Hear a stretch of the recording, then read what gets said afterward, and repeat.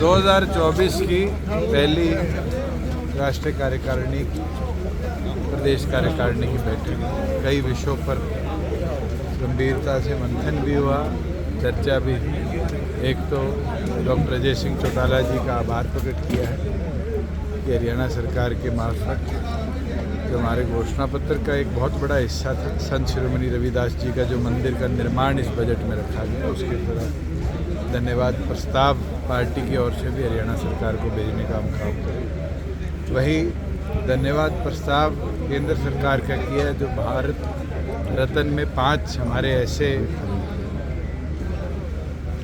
महानुभाव जिनने देश सेवा में अपना समर्पण किया, जो पिछले दिनों में दिए गए हैं। और उसके साथ ये मांग भी हम लिखित में भेजेंगे कि स्वर्गीय काशीराम जी को और स्वर्गीय चौधरी देवीलाल जी को भविष्य के अंदर भारत सरकार भारत रत्न से सम्मानित करने का बूथ सखी बूथ योद्धा पे जो कार्य हुआ है उसका विवरण भी दिया गया, और एक हफ्ते में उसको कैसे और गति के साथ कोड ऑफ कंडक्ट से पहले कंप्लीट किया जाए उसके आदेश दिए गए। और मैं उम्मीद करता हूँ कि टाइम बाउंड मैनर के कि बूथ लेवल पर पार्टी का प्रचार है उसको लोकसभा चुनाव को लेकर क्या कुछ निर्णय, उसके लिए एनडीए से चर्चा करने की 5 सदस्यीय कमेटी डॉक्टर अजय सिंह चौटाला जी ने बनाई है। वो 7 दिन के अंदर चर्चा कर अपनी रिपोर्ट पीएसी को देगी। बैठक के बाद पीएसी अंतिम निर्णय। तो लोकसभा कितनी सीटों पर तालमेल बन सकता है?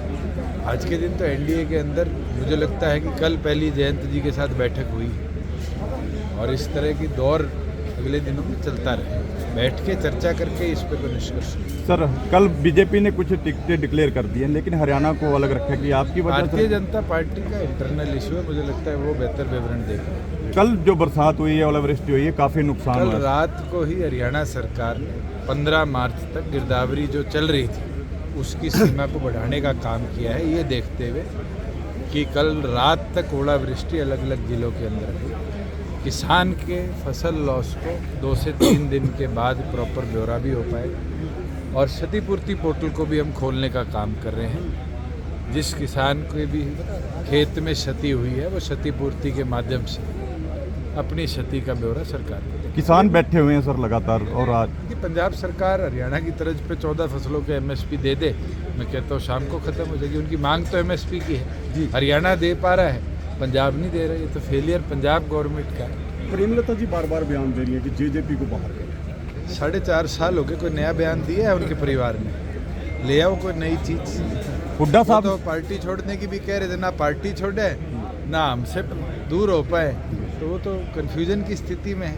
आम आदमी पार्टी और कांग्रेस का गठबंधन हुआ है। कांग्रेस अपने आप को बहुत बड़ा दल मानती है, और जिस हिसाब से आम आदमी पार्टी को कुरुक्षेत्र की सीट दी है, मुझे लगता है कांग्रेस को भी बैसाखियों की जरूरत है। एक नया फार्मूला है, क्या चर्चा ये है कि कैंडिडेट जेजेपी का होगा, चुनाव चिन्ह कमल का होगा। मैं ये मानता हूँ कि जननायक जनता पार्टी जो है वो चौधरी देवीलाल की सोच को कमजोर नहीं। सर, एक हुड्डा ने एक